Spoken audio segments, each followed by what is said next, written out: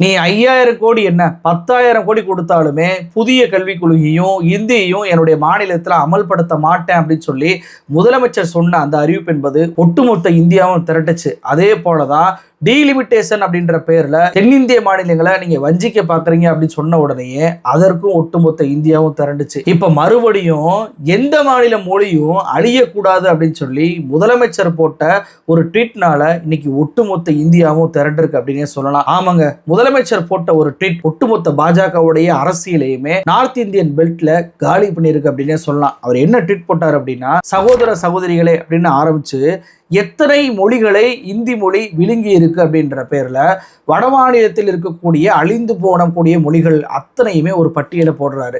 பீகார உப்பியும் ஒருபோது இந்தி பேசக்கூடிய மாநிலமா இல்லை, ஆனா இன்னைக்கு அது மாறி இருக்கு. அந்த மாநிலத்தில் பேசக்கூடிய மொழிகள் அத்தனையுமே இன்னைக்கு நினைவு சின்னங்களா மாறி இருக்கு.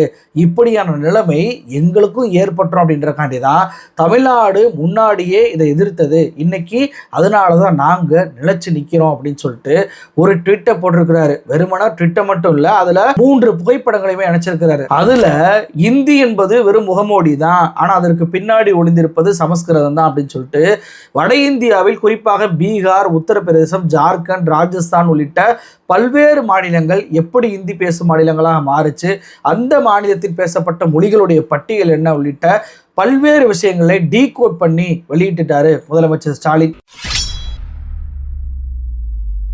இப்படி இவர் போட்ட இந்த ட்விட்டுக்கு தெரியுமா 12 மணி நேரத்துல 13 லட்சம் பேருக்கு பரவுச்சு அப்படின்னே சொல்லலாம். முதல்வர் போட்ட எந்த ட்விட்டுக்குமே இப்படிப்பட்ட லைக் வந்ததே இல்லை. 12 மணி நேரத்துல 1040க்கும் மேற்பட்டவர்கள் அந்த ட்விட்டை கோட் பண்ணி தங்களுடைய கருத்துக்களை சொல்லியிருக்கிறாங்க.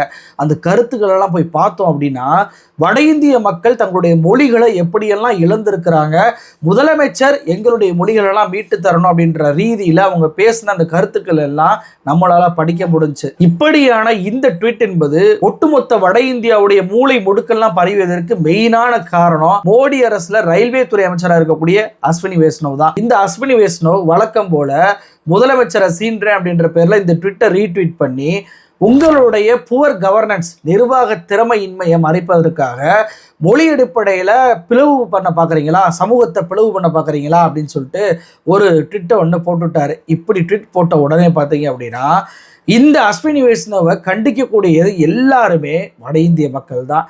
அவருடைய ட்விட்டை கோட் பண்ணி என்ன பண்ணுறாங்க, எப்போ புவர் கவர்னன்ஸ் பற்றிலாம் நீ பேசலாமா, நீ வந்த பிறகுதான் ரயில்வே விபத்துகள் அதிகமாகிட்டு இருக்கு. இப்போ சமீபத்தில் டெல்லியில் கூட ஸ்டாம்பேடு நடந்து நெருக்கடியில் நூற்றுக்கணக்கான மக்கள் இறந்து போனாங்க. அதை பற்றி நீ வாய் திறக்கவே மாட்ற. தமிழ்நாடு எப்படிப்பட்ட மாநிலம் தெரியுமா, அந்த மாநிலம் தான் ஹையஸ்ட் பெர் கேபிட்டா இன்கம் தனிநபர் வருமானத்தில் மிகப்பெரிய அளவில் உயர்ந்த ஒரு டெவலப்டு ஸ்டேட்டாக இருக்குது. அந்த மாநிலத்தை பார்த்து புவர் கவர்னன்ஸ் சொல்றியே, நீ எல்லாம் தமிழ்நாடு பக்கம் போயிருக்கியா?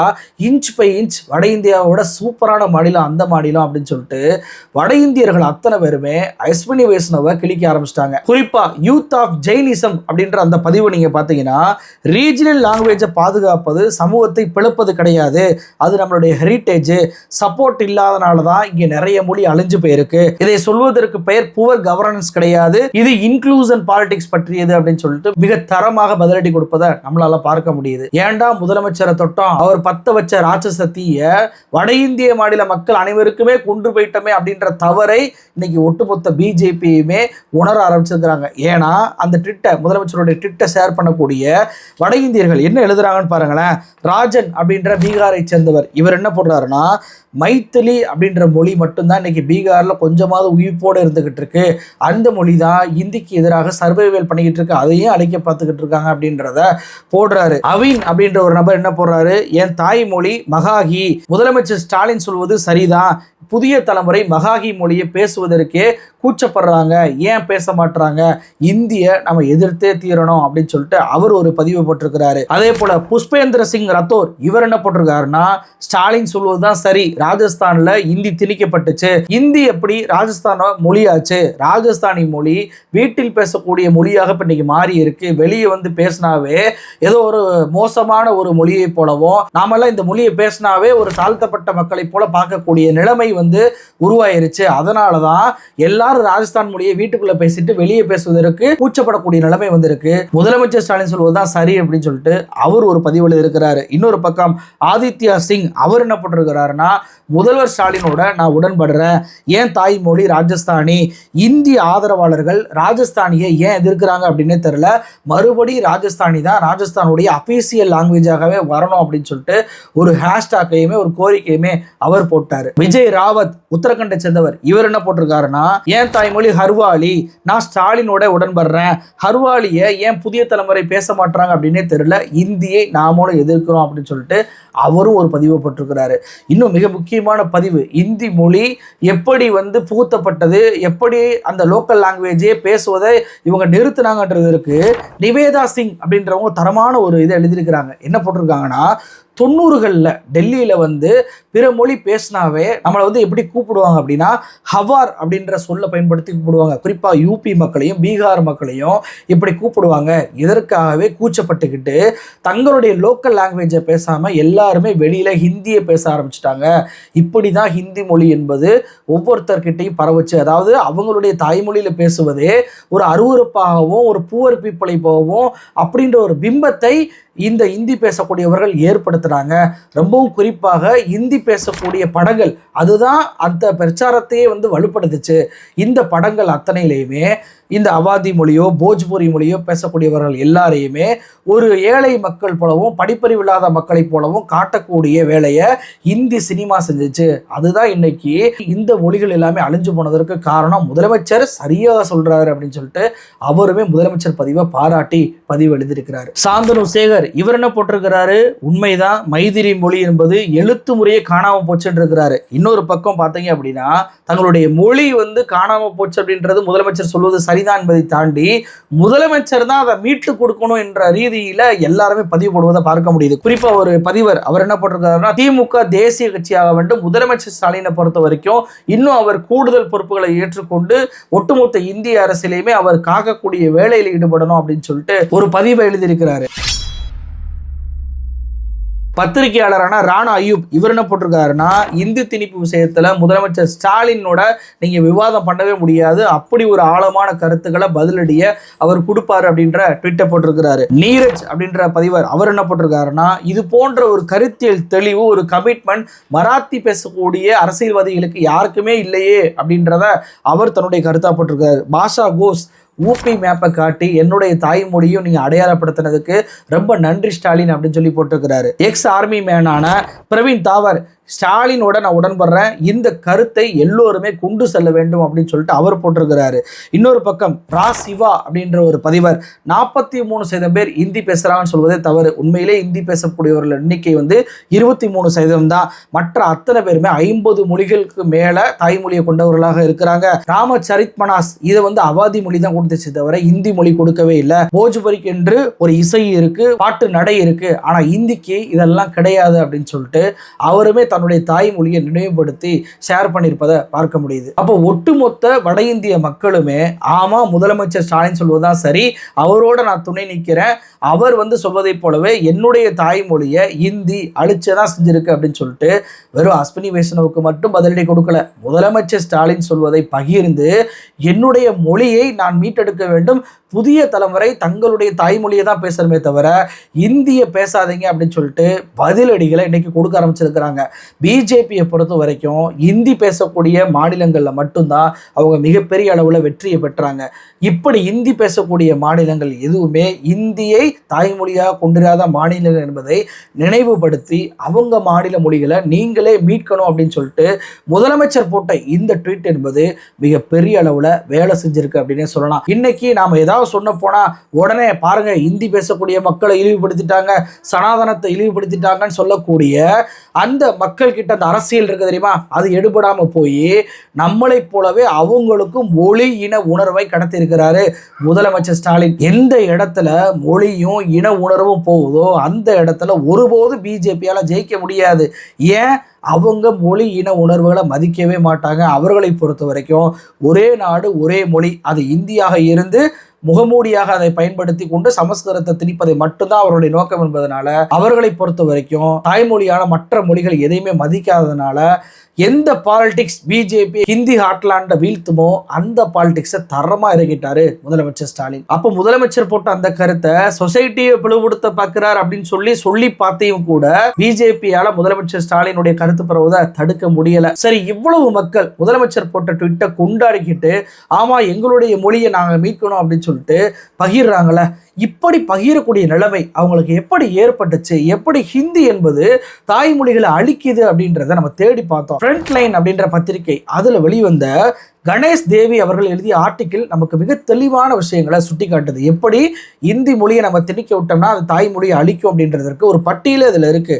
அதாவது 1970 இவர் காலேஜ் படிக்கும்போது, அதாவது ஆர்டிக்கல் எழுதுறவர் காலேஜ் படிக்கும்போது சென்சஸ்ல 109 மொழிகள் இருந்துச்சு.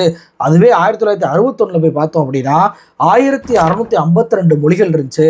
அப்போ வெறும் 10 வருஷத்துல 1544 மொழிகள் இந்தியாவில் காணாம போயிருக்கு. எப்படி இப்படி காணாம போச்சு அப்படின்னு சொல்லி தேடி பார்க்கும்போது 1971 சென்சஸ் எடுப்பதற்கு முன்பு வங்கதேச போர் என்பது ஏற்படுது. வங்கதேசத்துல பாகிஸ்தானுக்கு எதிராக போர் என்பது நடக்குது. அதுவும் எதை வச்சு, மொழியை வைத்து நடந்து ஒரு நாடு உருவாகுது.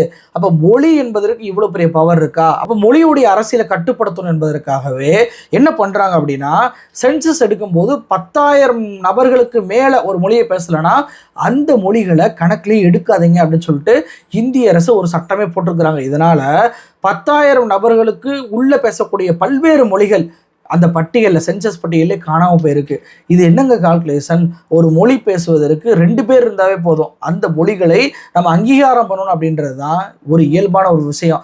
அப்போ இந்த ஃபார்முலாவே ஒரு தப்பான ஃபார்முலாவாக இருக்குல்ல. இதனால என்ன ஆயிடுச்சு அப்படின்னா 2011 கடைசியாக எடுத்த சென்சஸில் 283 மொழிகள் காணாமல் போய், அதாவது ஒவ்வொரு வருஷத்துக்கும் 5 மொழிகள் காணாமல் போய்கிட்டே இருக்கு அப்படின்றது தான் இன்னைக்கு டேட்டா சென்சஸ் சொல்லக்கூடிய தகவலாக இருக்கு. அப்போ எப்படி காணாமல் போச்சு? அதுக்கு ஒரு பட்டியல் காட்டுறேன் பாருங்க. 1961 வங்காள மொழி பேசுபவர்களுடைய எண்ணிக்கை 8.17% இருக்கு. அது 50 ஆண்டு கழிச்சு பார்த்தீங்கன்னா அது 8.03% மாறி இருக்கு. மராத்தி மொழி பேசக்கூடியவர்கள் 7.62% இருந்தவங்க 50 ஆண்டுகளுக்கு பிறகு 6.86% மாறி இருக்கிறாங்க. தெலுங்கு பேசக்கூடியவர்கள் 8.16% 6.70% மாறி இருக்கிறாங்க. தமிழ் மொழி 6.88% 5.77% குறைஞ்சிருக்கிறாங்க. இப்படி எல்லா மொழிகளுமே 50 ஆண்டுகள்ல அந்த மொழி பேசக்கூடிய நபர்களுடைய எண்ணிக்கை என்பது குறைஞ்சுக்கிட்டே வந்திருக்கு. ஆனா இந்தி எப்படி மாறி இருக்கு பாருங்க. இந்தி மொழி பேசுபவர்கள் 1961 36.99%, அதுவே 2011 43.63% உயர்ந்திருக்கு. எல்லா மொழிகளும் வீழ்ச்சி அடைஞ்சிருக்கு. ஆனா இந்தி மொழி மட்டும் அதிகமான அளவுல உயர்ந்திருக்கு. வெறும் இந்தி மட்டுமல்ல, முதல்வர் சொல்றாருல இந்தி என்பது முகமொழி தான், சமஸ்கிருதம் தான் உள்ள திணிப்பதற்கு இவங்க பண்றாங்க அப்படின்னு சொல்லிட்டு அந்த சமஸ்கிருதமே உயர்ந்திருக்குங்க. 1961 சமஸ்கிருதம் பேசுவோருடைய எண்ணிக்கை 2212 பேர் தான். அதுவே 2011 சென்சஸ்ல 24,820 பேரா மாறி இருக்கிறாங்க. அப்ப 11 மடங்கு சமஸ்கிருதம் பேசக்கூடியவர்களுடைய எண்ணிக்கை கூடியிருக்கு. அப்படின்னா முதல்ல இவங்க இந்தியை திணிப்பாங்க, அதன் பின்பு 3வது மொழியாக சமஸ்கிருதத்தை கொண்டு வந்து சமஸ்கிருதம் பேசக்கூடிய மக்களாக நம்மை மாற்றுவாங்க அப்படின்றதுக்கு இந்த ஒரு டேட்டாவே சாட்சியா இருக்கா? அப்போ மும்மொழி கொள்கையை நாம ஏற்றுக்கொண்டோம்னா முதல்ல 3வது மொழியாக இந்தியை கொண்டு வருவாங்க, அப்புறம் இந்திய 2வது மொழியா மாற்றுவாங்க, சமஸ்கிருதத்தை 3வது மொழியா கொண்டு வருவாங்க, சமஸ்கிருதத்தை முதல் மொழியாக மாற்றுவாங்க. அப்போ ஒட்டுமொத்த இந்தியா பரப்பளவு முழுவதுமே சமஸ்கிருதம் பேசக்கூடிய மக்களாக மாற்றுவாங்க. எப்படி 1961 சென்சஸ்ல இருந்து இப்போ கிட்டத்தட்ட 43% மக்களுடைய மொழிகளை அழிச்சு இந்தி மொழி பேசக்கூடியவராக மாற்றினாங்களோ, இதை 100% மாற்றுவதற்கு தான் தொடர்ச்சியாக இவங்க தமிழ்நாட்டை குறி வச்சு இவங்க தான் மெயினா இந்தியை எதிர்க்கிறாங்க, இவங்களால தான் இந்த மாற்றம் நடக்க மாட்டேது என்பதற்காக தான் நம்மளை இவங்க குறி வைக்கிறாங்க. இதை புரிஞ்சுக்கிட்ட முதலமைச்சர் ஸ்டாலின் தான், நீ எங்களை குறி வைக்கிறியா, நீங்க வலுவா இருக்கக்கூடிய மாநிலத்துல நான் என்னுடைய பாலிடிக்ஸை பண்றேன் அப்படின்னு சொல்லிட்டு அங்க இருக்கக்கூடிய மக்களுக்கு மொழி உணர்வை தூண்டி விட்டார். இன்னைக்கு பிஜேபி தேம்ப தேம்ப முழிக்கக்கூடிய நிலைக்கு வந்திருப்பது காரணம் முதலமைச்சர் போட்ட இந்த ஒரே ட்வீட் தான். இந்த பிஜேபியை பொறுத்த வரைக்கும் நாங்க இந்தியவே திணிக்கலங்க, 3வது மொழி எந்த மொழி வேண்டுமானாலும் படிக்கலாம்னு சொல்றாங்கல்ல, இவர்களை நம்பவே கூடாது. இது ஒரு வடிகட்டிய பொய் என்பதற்கு சமீபத்துல விமான நிலையங்கள்ல திறக்கப்படக்கூடிய ஒரு சிற்றுண்டி உதாரணமா இருக்கு. அதாவது இவங்க நம்மகிட்ட என்ன சொன்னாங்க, இந்தி மொழியெல்லாம் ரயில்வே ஸ்டேஷன்ல அழைக்கிறீங்களே, வட மாநிலத்திலிருந்து வரக்கூடியவர்கள் எப்படி அந்த மொழியை புரிஞ்சுக்குருவாங்கன்னாங்கல்ல, அதற்கு முதலமைச்சர் கூட தரமா சொன்னாரு. நாம வட இந்தியாவுக்கு போனோம்னா நாம எப்படி புரிஞ்சுக்கிறோமோ அது மாதிரி அவங்க புரிஞ்சுக்கிறோம் அப்படின்னு சொல்லிட்டு மிக தரமான பதிலடி கொடுத்தாரா. இப்படி முதலமைச்சர் கிட்ட வியாக்கணம் பேசினாங்களா இந்த பிஜேபி, இந்தி பேசுபவர்கள் எப்படி தெரிஞ்சுக்குருவாங்கன்னு. இவங்க விமான நிலையத்துல திறந்த அந்த சிற்றுண்டியை காட்டுறேன் பாருங்க. இதுல பேரை பாருங்களேன், உடான் யாத்திரி கஃபேன்றது அதோட பேரு. அது ஹிந்திலையும் அப்படிதான் இருக்கு, இங்கிலீஷ்லயும் அப்படிதான் இருக்கு, தமிழ்லயும் அப்படிதான் இருக்கு. ஏன் அந்த உடான் யாத்திரி அப்படின்றத தமிழ்ல நீங்க டிரான்ஸ்லேட் பண்ண மாட்டீங்களா? ஏன் அந்த உடான் யாத்திரி அப்படின்றத இங்கிலீஷ்ல டிரான்ஸ்லேட் பண்ண மாட்டீங்களா?